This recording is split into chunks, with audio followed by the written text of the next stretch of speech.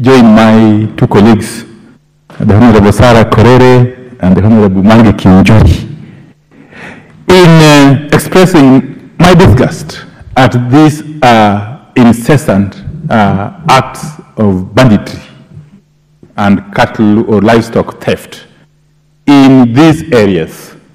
And I want to share, I want really to subscribe to their sentiments to a large extent. But Madam Speaker, you know, we need to look at the root cause of all this.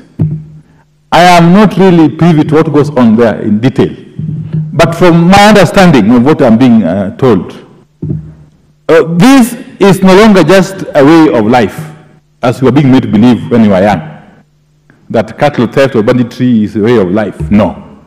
It has become a pure economic activity that therefore calls for more in-depth look into what then can be done to address the economic situation of the people living in those areas. Because if they got more gainful economic engagement, they would perhaps slowly get away from these nefarious activities. But that is food for thought, and it's the duty of the government of the day to really address those concerns. But secondly, Madam Speaker, I'm tied to the first issue. You know, if this banditry was contained, it would actually create an environment, conducive environment, for more meaningful economic activities to happen, to take place. That would, in the long run, help not only people living in those areas, but help the whole country, really. Because every single part of the country, if is economically active or productive, would contribute to the overall economic development of the country. So I think it is incumbent upon the government of the day to really address this issue, but in a holistic manner.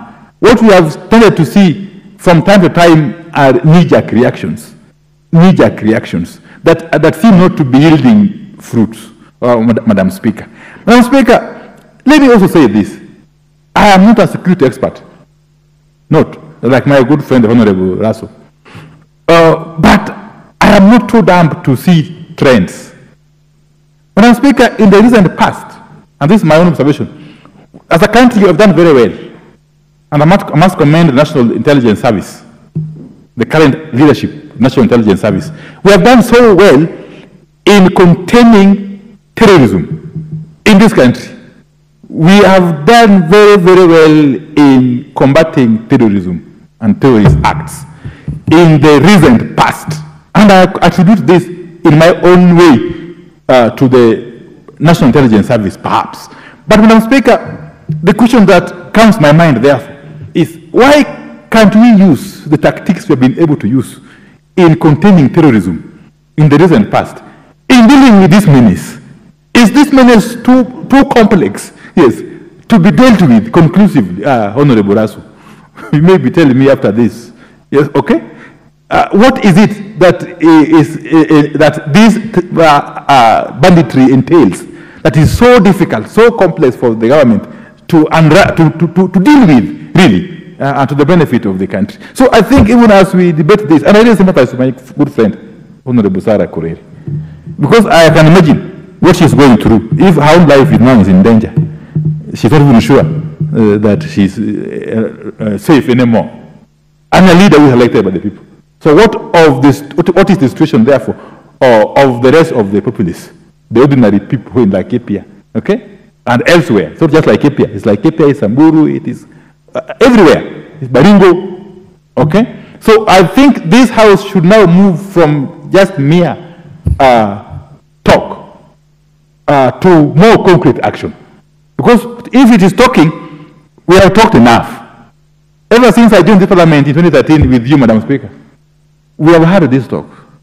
Yes, every other session of parliament we have talked about this insecurity situation, about the banditry, about the cattle rustling, but we seem not to be getting anywhere.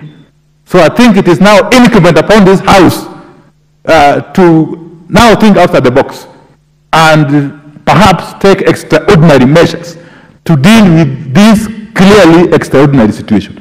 With those very many remarks, Mr. Speaker, I adopt the sentiments of my two colleagues. Thank you. Thank you, Member for Saku. Thank you very much, Honorable Speaker. Honorable Speaker, I wish to join